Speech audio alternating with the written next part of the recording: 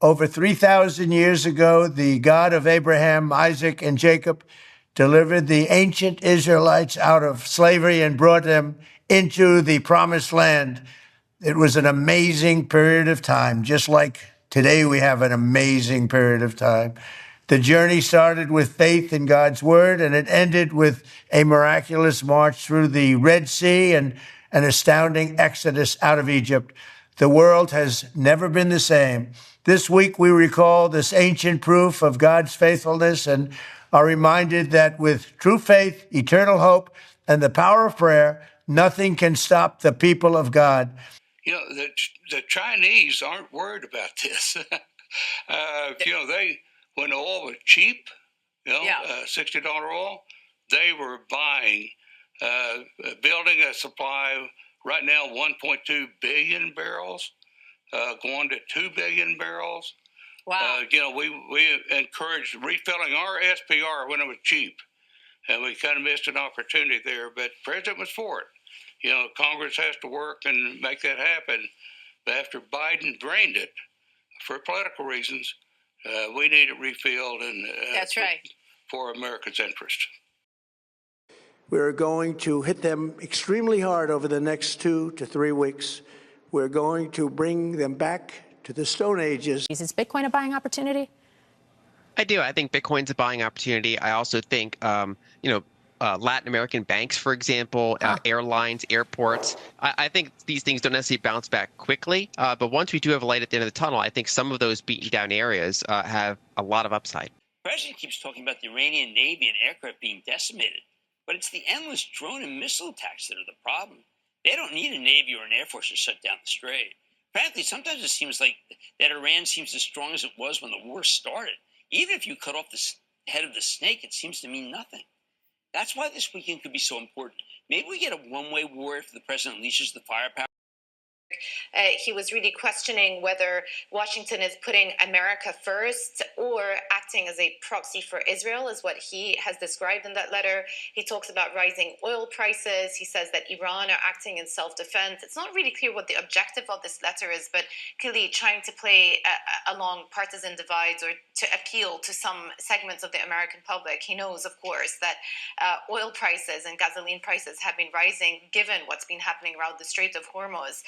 Funniest thing that I've heard coming out of Iran recently was the Iranian claim that their military capabilities were intact, and there was a guy from the ministry of their Ministry of War saying, "You know nothing of our vast strategic capabilities." It kind of that Monty Python scene where the guy. That soldier has both his arms cut off and he's still kicking, saying, "What are you afraid of? Go ahead, just try." Welcome to the Crypto Teacher.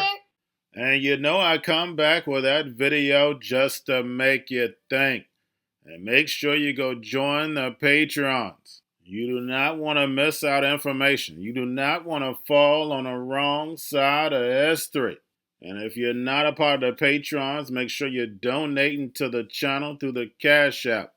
And also go like and follow the TikTok, more videos to come. And we have Trump speaking to the real Israelites. He gave you the facts right there. Only thing you have to do is put the pieces together to the puzzle. And remember, the Crypto Teacher told you. And we have China. China has been preparing for this very moment. The same way we had all our corporations already preparing for these tariffs, they already had all the goods stacked up. And the same thing goes for China. They know they're headed into Armageddon, and they done packed up all that oil. And they will not be affected. They're going to be steamrolling in this fourth industrial revolution. But when it comes to our reserves, even though Trump keeps saying we have all this oil, our reserves are going empty. And remember, the Crypto Teacher told you. And we have Trump saying he's going to knock Iran in the Stone Ages, but is he strategically bringing them into this fourth industrial revolution? They're getting rid of the old, they're bringing in the new. And remember, the Crypto Teacher told you. And is Bitcoin a buying opportunity? You know what the crypto teacher teaches you? Follow the Fed. Remember, Scott Bessent had already advised us that they're going to be turning on these machines. We know they're going to be flipping the switch to the fourth industrial revolution in the second quarter, but we know it takes time for that to happen. It's not going to happen overnight, but these machines are going to be using the new payment rails, blockchain, and cryptocurrency. So instead of the retail investors driving price, is going to be the AI agents. And remember, the crypto teacher told you. And we have Jim Cramer says it seems like Iran is getting stronger and stronger. And don't forget, guys, you're watching a movie. Sit back, get your popcorn, and let it play out. Remember, in order to take humanity out of the workforce, and that includes the drums of beating, it has to seem so dangerous that the people are going to beg not to be sent to the drums of beating. So what goes in its place? That's right, the machines. And right now, because our mainstream media is controlled, we don't know what's going on over there. So just imagine when the machines take over.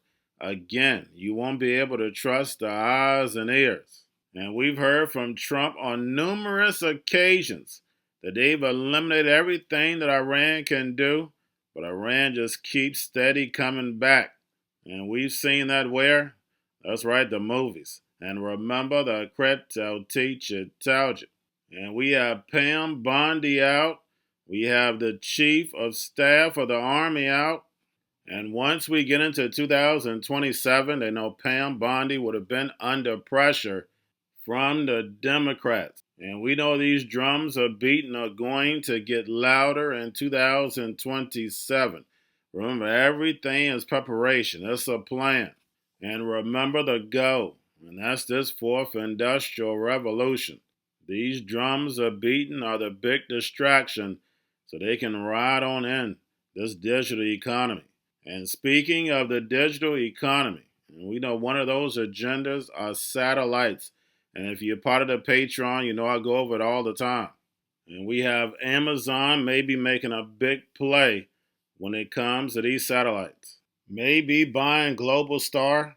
And when it comes to total surveillance, we know these satellites play a big piece. There's a bigger agenda behind it. And remember, the crypto teacher told you. And we have Elon taking SpaceX public. And one of those pieces of SpaceX, of course, is Starlink. Then you have your rockets. And he's always talking about going to Mars. And we know that is definitely not true.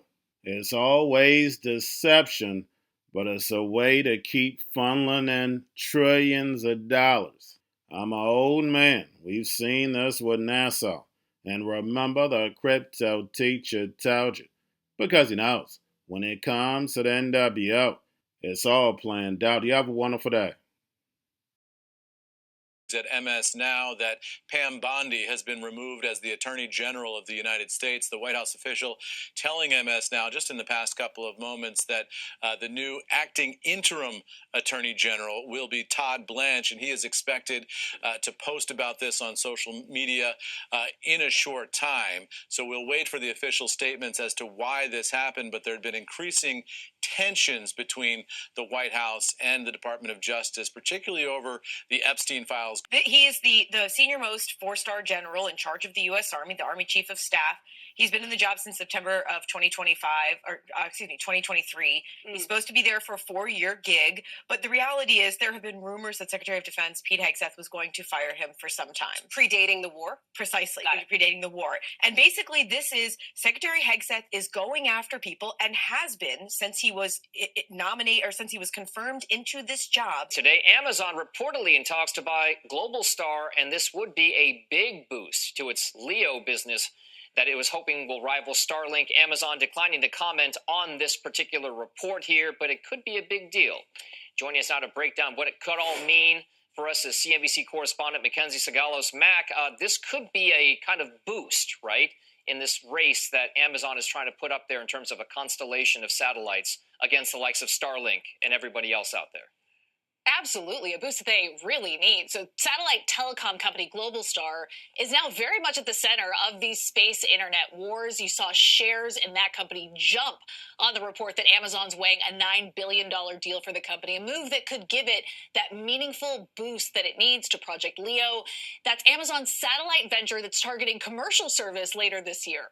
So far, though, they've only launched 200 low Earth orbit satellites, have been hitting multiple delays, and recently had to ask the FCC for an extension of a key deployment deadline. It is. You're right, LP. It is. And you know the space very well. So that 30% number is the one to watch here. In a typical IPO, retail gets 5 to 10%. So Musk wants 3 times the norm. And that framing is that this is about giving everyday investors access. But there's another way to read it. Musk has seen what a loyal retail base can do for him. At Tesla, retail owns about 30% of the stock. They backed his $56 billion pay package after a court struck it down. And then they approved a new one worth up to $1 trillion. So that is exactly the shareholder base that he wants. At SpaceX, We're going to have tremendous workforce availability. We're also going to have robots helping us. We're going to have a lot of robots helping us because we need it. And because we're going to town, we're building a lot between the AI and the auto plants. So we're going to need robots. We're going to have robots, but that's going to help us. Robots hold steady hands in the operating room, and drones are redefining the future of war.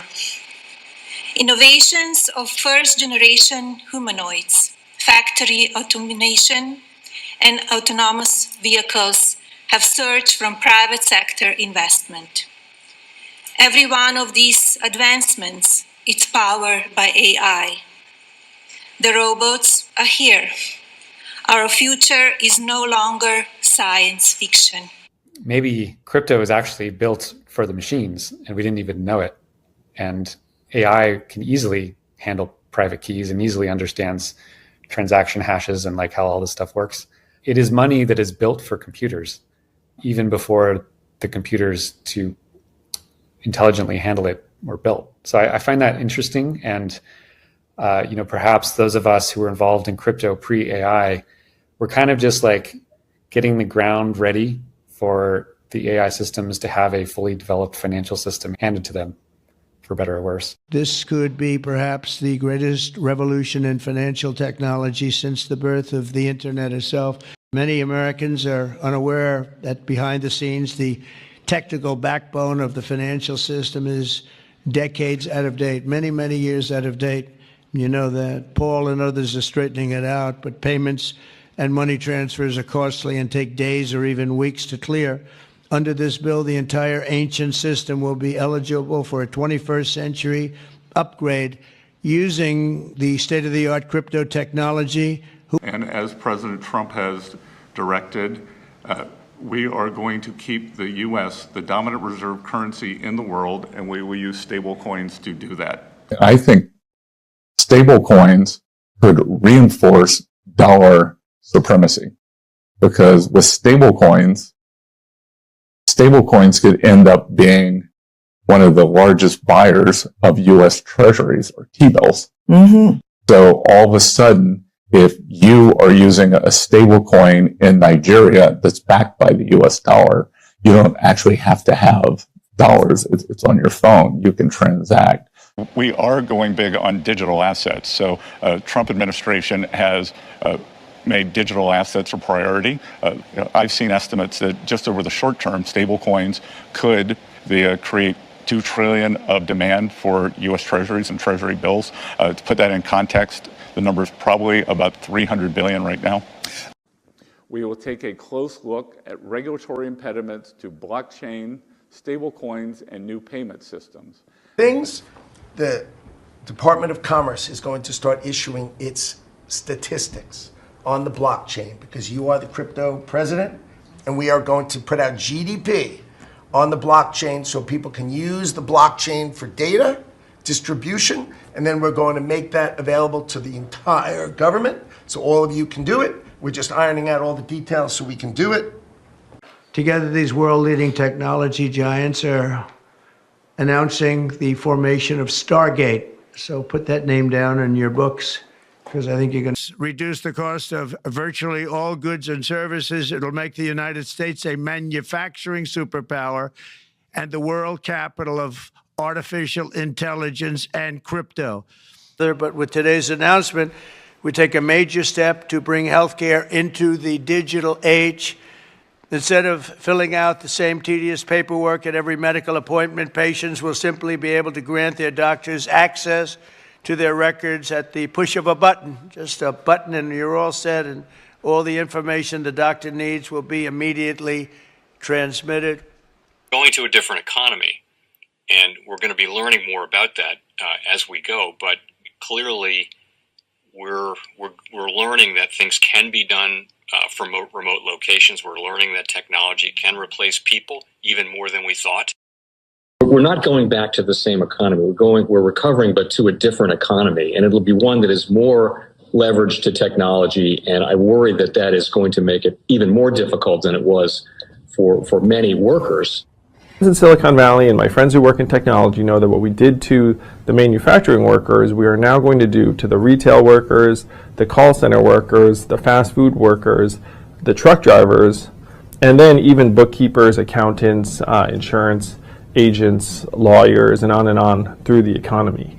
So what happened to the manufacturing workers is a very clear sign. And so we'll import Chinese-based CBDC technology. So it's going to be CBDC in a box provided to you by the People's Bank of China. But every stock, every bond, every currency, every commodity, every piece of art, every private business, every piece of real estate will eventually be a token on a blockchain, an entry on a ledger, permanent and immutable. We will have truth instead of trust, and we will save over $7 trillion a year. Like what you see in China and their social credit scoring systems, right? If we get identity wrong, it could be a tool to enslave humanity. And if we get it right, it could be a tool to liberate humanity. And as an American, I'm obviously rooting for the one that's on the side of freedom. If we could tokenize all our ETFs, all $5.3 trillion of our ETFs, and provide that in a digital wallet, you could seamlessly, without fees, going from a digital currency or a stable coin or whatever that may be in your digital wallet and buy bond or stocks. And I believe that is going to be the future. I believe we're going to be in the cutting edge of tokenizing bonds and stocks. It's coming. And we have the technology now. The fact that we are now moving forward in tokenization, every bond and stock, is crazy. Yeah. We should be moving towards that frontier. Obviously, there's winners and losers and all that, but we need to be prepared for the tokenization. And it would democratize more finance if we tokenized bonds and stocks. Cryptoteacher and the New World Order book, plus the 3 kids books. It's time to re-educate. Also, new to cryptos, Coinbase, Bitrue, Binance. Do not forget book links and crypto links are in the description. The stock channel, guys. Don't forget to go like, subscribe, spread everywhere. You have your Kobo, your chip stocks, your banking, your gaming. While everybody's sitting at home, get on stocks, the Seaver, the biotech stocks. And while everybody's at home wishing they were still getting that free money, what are they doing? Drinking and smoking weed. Don't forget about those stocks, and you have a wonderful day. The most powerful person in the world is the storyteller. The storyteller sets the vision, values, and agenda of an entire generation to come. Steve Jobs. And guys, you know I truly believe in this. When you look at the New World Order, they're the storytellers. And that's the reason why I wrote my New World Order book. But guys, now it's time to change the current generation. And I wrote 3 kids books. You know I love the Trinity because I understand the power that's in it. So I have 3 books. We have an opportunity to change the generation, to educate, not just me, but I want to show you that I take action on a daily basis. And I want you to take action on a daily basis. Whether it's your job, whether it's in your community, we have an opportunity right now to educate the masses. I posted this on my Twitter account. Please share, but this is a short clip of the 3 books. There's going to be a clothing line and action figures. Please get these books for your kids, nephews, cousins, friends, so therefore we can start the re-education now. Because as we see, the 4th Industrial Revolution foundation is definitely here. Robots, algorithms, drones, taking humanity out the picture. We have to re-educate.